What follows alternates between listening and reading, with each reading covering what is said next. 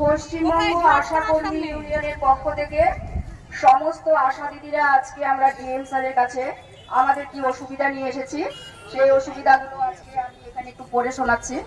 মাননীয় জেলা শাসক আলিপুরদুয়ার মহাশয়, ইতিমধ্যেই আবারও আমাদের কয়েক মাসের ইনসেনটিভ বাকি, কোথাও কোথাও অনারিয়াম বাকি।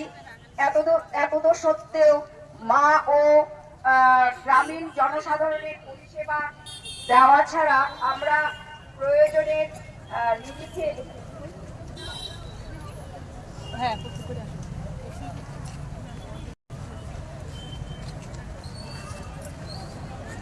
এতদ সত্ত্বেও মা, শিশু ও গ্রামীণ জনসাধারণের পরিষেবা দেওয়া ছাড়া আমরা প্রয়োজনের নিরিখে বহু গুরুত্বপূর্ণ কাজ করি। বর্তমানে বেশিরভাগ সময়ই আমাদের একসাথে বিভিন্ন রকমের কাজ এসে যাওয়ার ফলে কাজের সময়সীমা ঠিক থাকছে না।